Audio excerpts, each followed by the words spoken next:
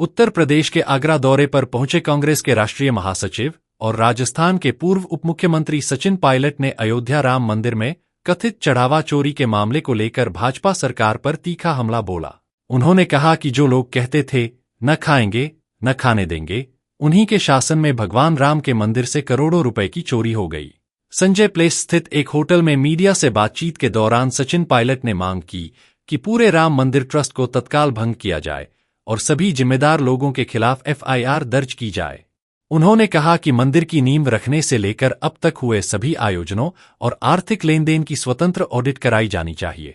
Pilot ने आरोप लगाया कि श्रद्धालु आस्था के साथ दान देते हैं, लेकिन उस धन की चोरी होना करोड़ों लोगों की भावनाओं के साथ विश्वासघात है। उन्होंने कहा कि बड़े लोगों के संरक्षण में यह खेल चलता रहा और जांच पूरी तरह पारदर्शी नहीं है।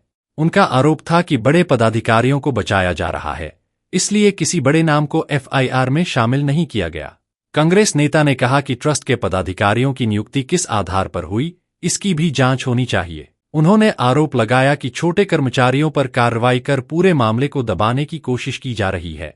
पायलट ने इस पूरे प्रकरण की सुप्रीम कोर्ट की निगरानी में न्यायिक जांच कराने की मांग की। केंद्र सरकार पर निशाना साधते हुए सचिन पायलट ने कहा कि पिछले 12 वर्षों से सरकार सिर्फ कांग्रेस से सवाल पूछती रही है, लेकिन खुद किसी मुद्दे पर जवाब नहीं देती। उन्होंने कहा कि मौजूदा सरकार के कार्यकाल में नीट, सीबीएसई समेत कई परीक्षाओं के पेपर लीक हुए, लेकिन जांच के नाम पर सिर्फ एसआईटी गठित कर मामले को ठंडे बस्ते में डाल दिया जाता है।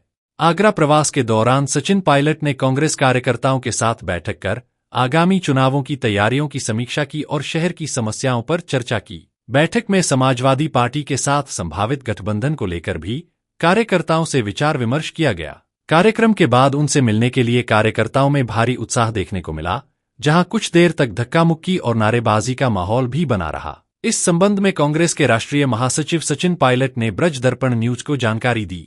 प्रमाण के साथ तथ्य सामने आते हैं तो स्वाभाविक रूप से सवाल पूछने का अधिकार हमको है। अब जवाब वो दे ना दे वो जनता देख रही है, लेकिन जहां जहां पर भी गड़बड़ी होती है, कमियां दिखती है या प्रमाणिक तथ्य सामने आते हैं, उसको देखकर ये इतना तो हर व्यक्ति को, हर नागरिक को अधिकार है कि सवाल पूछे।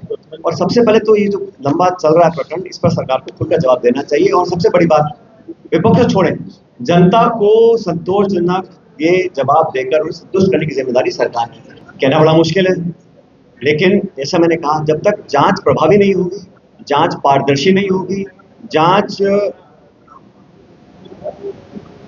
पॉलिटिकल इंटरफेरेंस से बाहर नहीं होगी, तब तक तथ्य सामने नहीं आएगा।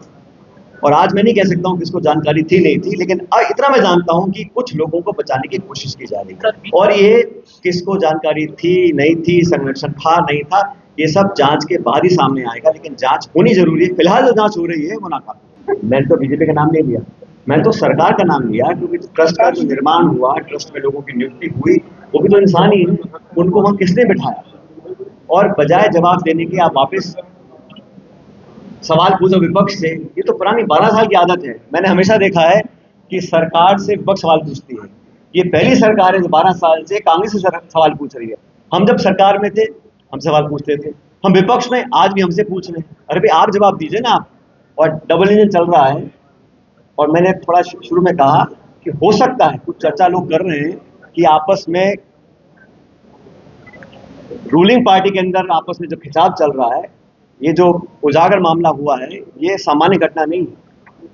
ये कैसे हुआ ये अलग चर्चा का विषय है, लेकिन क्योंकि ये उजागर हुआ, इसके तथ्य तक पहुंचना बहुत जरूरी है। लेकिन जिस व्यक्ति ने अपने पूरे भाव में, अपनी स्वेच्छा से कुछ दान दिया है और वो चोरी हो जाए, गलत हाथों में पहुंच जाए, तो इससे बड़ा मैंने कहा कोई पाप ही नहीं हो सकता। और जब ये उदाहरण प्रकाश में आ रहे हैं तथ्यों के साथ, पुलिस क्या कर रही है, एजेंसी क्या कर रही है, इसलिए मैंने कहा जो एसआईटी का गठन हुआ है वो सिर्फ लीपापोती की गई है।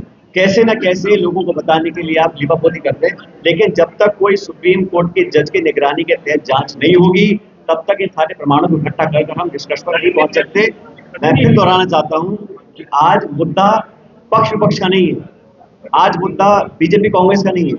आज मुद्दा ये है कि जो इशू लोगों से जुड़ा हुआ है, जिस इशू को आप बहुत प्राथमिकता देते हैं, वहां पर खुलेआम, और ये आंकड़ा मेरे पास अभी तक नहीं है कि चोरी हुई कितने की है। मुद्दा ये नहीं कि वो करोड़ की या खरब की है, मुद्दा यह है कि जिन लोगों को विश्वास के साथ संचालन की आपने जिम्मेदारी दी थी, वो जानबूझ के इस पूरे मामले में लिप्त थे और चंद सिक्कों के लिए आपने लोगों की आस्था के साथ जो धोखा किया है उसका जवाब कौन देगा?